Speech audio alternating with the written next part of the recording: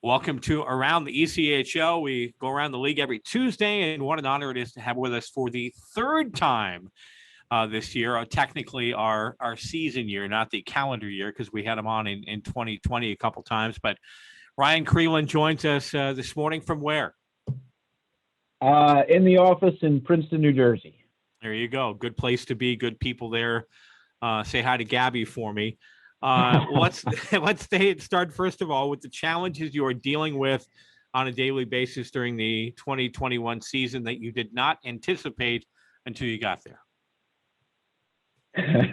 Well, a Texas snowstorm certainly comes to mind. I did not anticipate that one this past year. We've had a couple other ice issues, but none of that is related to COVID, which is the 800-pound gorilla in the room. And we've really just taken it on a day-to-day, week-to-week approach. Kudos to the teams because they've done a phenomenal job in implementing the protocol and really managing things. And you never know what tomorrow is going to hold. And so we've taken that approach. But here we are in the middle of April, and so proud that we've got it this far. Again, you can't account for some of the other stuff, the ice issues, the Texas snowstorm, but we've dealt with it. We've managed to work our way through. I think it's the only thing you can do is to continue to push on. And we're a few weeks from wrapping up the regular season. Do you think, would you say, is it safe to say that things have gone better than you expected? I don't know if I really came into it with that mindset, but I will tell you I'm very happy we are where we are. I don't think we're out of the woods just yet. In fact, you look around sports and you're still seeing a few issues. So we need to be diligent, but the light is at the end of the tunnel. And I'm not going to say it's better or worse than expectations, but I'm very happy to be here in the middle of April. I've never been, this is my 12th year in Allen. I've never been through a season where we started planning for next season. Well, this season's still going, but with the hope that our season ends in July and then basically August and September, and you're there again. What is the league's plan for next year? If you can share that with us. I mean, will we start in a bubble again? I know things are still not completely right in Canada. We're ahead of them there, but what do you see for 21-22? Are we going to start in a bubble again? Yeah, I do think that still remains to be seen. I mean, things continue to change, and it's 6 months away. So I don't think we can pinpoint it. Our goal will be not to start in a bubble. I think the vaccinations certainly have us headed in that direction. But to pinpoint exactly where we'll be, that's something we'll make a call over the summer on. But our goal is not to be in a bubble. We are planning, to get our schedule out in the next couple months here with that as our goal. But to make a final call on it, I think we really need to let the summer play out. But I am very optimistic, for October 22nd. I'll equate it to baseball here. I went to a Texas Rangers game on Sunday. First time I've been to a sporting event that I wasn't calling the game, and in that I'm in my booth and not really around anyone. But that place was packed, and there was no social distancing going on. I know, like you say, things change daily. Is there a possibility for the playoffs, which are coming up right around the corner, that things are even different for the postseason than we saw during the regular season? Well, I mean, first off, we're always going to comply with local jurisdictional requirements. So to say the playoffs, I think, is difficult because that's going to vary state by state, jurisdiction to jurisdiction. But I do think, the next couple months, we're going to see an easing of those restrictions. And certainly we would welcome fans back into the building to create, the ECHL atmosphere that we're accustomed to. But, in stages, right? Yeah. So we're going to comply with the local jurisdictional requirements, and whatever that is, we're still going to keep the safety requirements in place to comply with those requirements.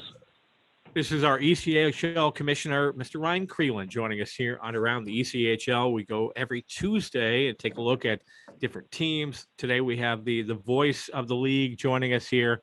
And I get a lot of questions, Ryan, about the playoffs and the difference this year, the playoff system. Can you explain that to our fans and how it will work this year?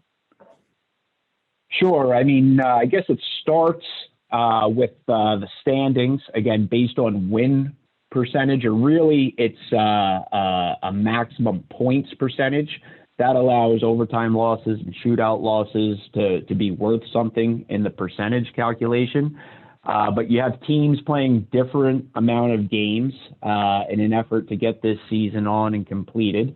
And so that's how the standings are going to be based. Now, in addition to, how the standings shake out, normally we have 4 rounds, 16 teams, not even a possibility this year with only 14 teams playing. So we've gone to the 8 number, 4 in each conference, and then we'll play 3 rounds, best of 5 series throughout till the final and award the Kelly Cup. And that's going to press us all the way till the end of June and early July, which we've never gone to before. But it'll really put a nice end cap to our season. And again, I'm looking forward to accomplishing the 2021 season and the 21 playoffs. And there's if I'm not mistaken, is there a system in place where the team with the better record would have the option of choosing whether they would start at home or road? Correct. In a 5-game series, pending building availability, that'll be likely a 2-3 scenario, and the higher seed will have the option of choosing that. But again, we also need to check on building availability and work through some of those issues as well.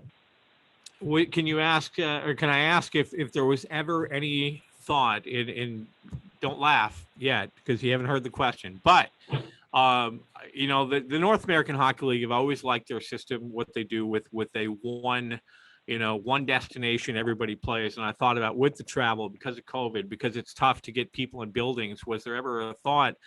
Because a lot of teams do lose money in the postseason just for planning reasons, especially in minor league hockey. You don't have TV deals. Was there ever any thought of possibly having the playoffs in one location and kind of make it, a one destination in maybe a month span where everybody was in one area and all the games would take place in one or 2, 3 buildings, especially like DFW where we have multiple venues, just in our own, 15, 20 mile radius where you could play hockey. Sure. Yeah, no, I mean, it was briefly discussed, but really never gained any traction. I think the mindset being that the teams worked to play all year, wanted the opportunity to have their fans see a playoff game. And again, while it was certainly talked about, really didn't gain a ton of traction. I think, if there's ever going to be a one city destination, maybe you see it if we ever went to a best of 3 for whatever reason, maybe you would see just all 3 games played in a host city. Now that's not every round, but maybe you'd see that model. I think what you're talking about is more of kind of what the NCAA did with their tournament. And again, teams battle all year, wanted the opportunity to play in front of their fans for the playoffs. Ryan, can you talk about expansion? We know about the new teams that are coming in, Savannah, Georgia, which is exciting. There's another, instant rival for the South Carolina Stingrays. The talk of another team in this area would be great. I get questions from people all the time saying, hey, what about a team in Fort Worth? For a long time, the Dallas-Fort Worth Metroplex had minor league teams, and it was quite the battle. But Iowa and in Canada expansion. Anything else going on there? Yeah, well, so again, you touched on it for the 21-22 season, the ability to welcome 2 new teams, a team in Quebec and Trois-Rivières, a team in Coralville, Iowa. Really exciting stuff. Brand new buildings. My old boss, now the president of the team in Coralville, Iowa. So we're really looking forward to welcoming them. Then fast forward another year to have Savannah come in 22-23. That building is under construction, a perfect addition to our Southern Division, going to be a state-of-the-art building. So again, it's still 18 months away, but it'll be here before we know it, and real exciting. And we continue to look around the continent for strategic fits for our league. Certainly in the West, Texas does have a couple of opportunities, but these things don't happen overnight. You've got to find the right building, the right geography, and certainly the right ownership group that's going to make it a lasting success. So we're strategically always trying to find those pieces. And I think you will see a few more in the years ahead, but again, not overnight. It's been a tough year for everybody. You name it, NBA, NHL, which really suffered a great loss. What did the pandemic, how badly, I don't know if you can put a dollar figure on it, but talk about the loss that the ECHL suffered this year with just not everybody playing, in sponsors that opted out, and not just in the league, but different markets around the league. How bad did this affect our league? Yeah, I don't think there's winners anywhere in our league. I mean, if you're not playing, you can understand how frustrating that is for sponsors and fans and staff. But if you are playing, think of all the obstacles and hurdles that you had to overcome. Probably lost a few sponsors, maybe because their business was catastrophically hit by the pandemic. Couldn't have a full house, at least not early on, and return to the normal ECHL atmosphere. All the protocols and testing that's still ongoing, just to put a season on. So, the loss has been big. I don't think it's just financial, although that's certainly a big piece. There's both tangible and intangible pieces here, and it's going to take some time, multiple seasons to recover from this. Our entire industry has been hit very hard. But again, the light at the end of the tunnel is there. We're approaching it. We're not there yet. But again, I'm very optimistic for next October, and we've got to, blow it out of the water, welcome our fans back, and get them excited for ECHL hockey. Last thing for you, I know with this being a crazy pandemic year, you probably didn't get to do as much traveling as you'd like to. It was always nice having you in the building once or twice a year, but have you been able to get, into any buildings this year and watch some hockey? I have not seen a single ECHL game live this season. I've traveled once, and that was for the Savannah press conference. But I specifically made a point for multiple reasons not to travel here in the early going.